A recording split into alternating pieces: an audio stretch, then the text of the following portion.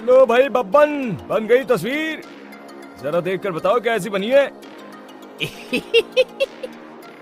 अरे भाई मोहन, मेरी सलाह मानो तो तुम रहने ही दो। एक पेंटर बनना तुम्हारे बस की बात नहीं है। हाँ, तुमने सही कहा, मुझे भी कुछ ऐसा लगता है। आज शाम की गाड़ी से मैं शहर वापस जा रहा हूँ। कुछ जरूरी काम आ गया है। शहर से वापस आने के बाद तुमसे मिलता हूँ।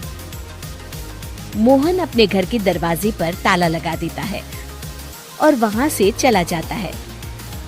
फिर उसी रात अचानक तेज हवाएं चलने लगती हैं। चारों तरफ डरावना माहौल बन जाता है।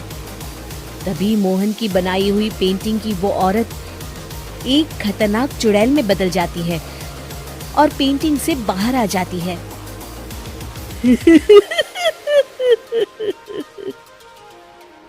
चुड़ैल घर के बाहर चली जाती है।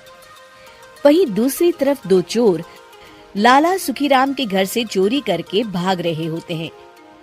दोनों भागते भागते गांव के चौराहे के पास पहुंच जाते हैं। तभी अचानक वो चुड़ैल उन दोनों के सामने आ जाती है।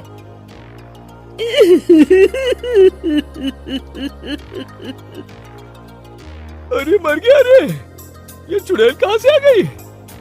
अरे मैंने तो तुझसे पहले ही कहा था कि आज अमावस्या की रात है, आज हमें चोरी नहीं करनी चाहिए। हाँ भाई बिल्ला, तुमने बिल्कुल सही कहा। जरा इसके दाल तो देखो कितने बड़े हैं। चुड़ैल उन दोनों की तरफ बढ़ती है। अरे चुड़ैल दीदी, तुम चाहो तो ये सारे पैसे और जेवर ले लो, लेकिन हम दोनों को कुछ मत करना।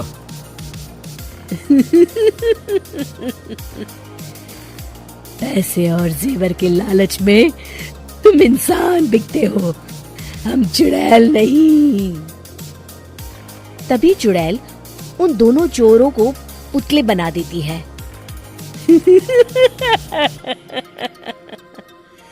मैं किसी को नहीं छोड़ूंगी, अब कोई मुझसे नहीं बच सकता।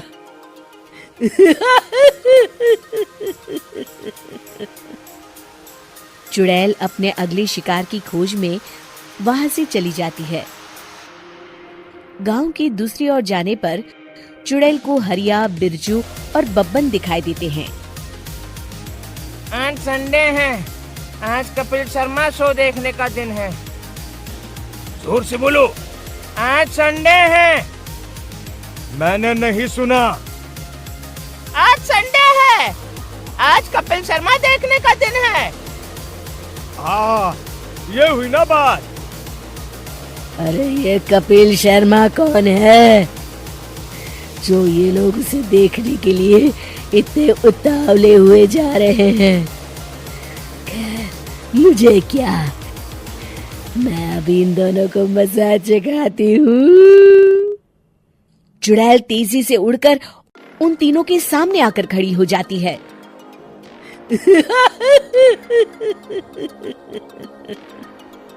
कपिल शर्मा शो बाद में देखना, पहले मुझे देख लो। बब्बन चुड़ैल को देखते ही पहचान जाता है। अरे ये तो तस्वीर वाली औरत के जैसी दिख रही है। मुझे अभी नहीं मरना है। अरे भागो रे। तीनों वहां से भाग खड़े होते हैं। बब्बन तो किसी तरह अपनी जान बचाकर वहां से भाग जाता है, लेकिन हरिया और बिरजू को चुड़ैल पकड़ लेती है और उन्हें पुतला बना देती है। फिर चुड़ैल बब्बन को पकड़ने के लिए उसका पीछा करती है, लेकिन बब्बन उसे कहीं नहीं दिखाई देता। अरे वो मोटा तो बड़ा तेज भागता है, शायद उस तरफ गया होगा। बब्बन एक दीवार के पीछे छुपकर बैठ जाता है और चुड़ैल उसके सामने से आगे निकल जाती है। बाल बाल बच गया। अगली सुबह बब्बन सभी गांव वालों को सारी बात बता देता है। फिर उस चुड़ैल के डर से रोज शाम होते ही पूरे गांव में सन्नाटा छा जाता था और कोई भी अपने घर के बाहर नहीं निकलता था।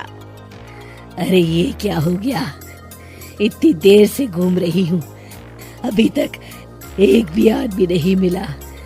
अरे कहाँ मर गए सबके सब। चुड़ैल वहां से चली जाती है। इस तरह कुछ दिन बीत जाते हैं। फिर एक दिन मोहन गांव वापस आता है। बब्बन उसे बताता है कि उसकी बनाई तस्वीर से एक चुड़ैल बाहर आ गई है। मोहन समझ जाता है कि ये कोई आम कागज नहीं है।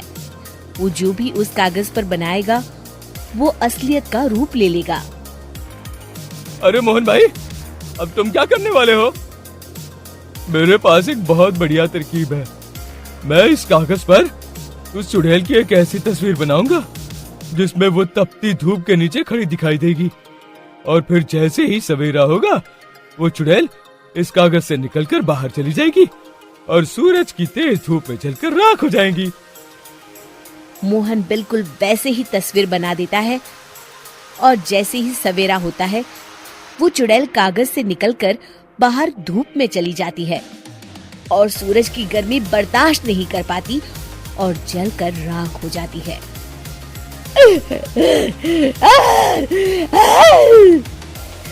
ये मुझे क्या हो रहा है? मैं सूरज की रोशनी बर्दाश्त नहीं कर सकती। मेरा पूरा शरीर जल रहा है। और इस तरह चुड़ैल के जलते ही पुतले बने सभी लोग पहले की तरह इंसान बन जाते हैं।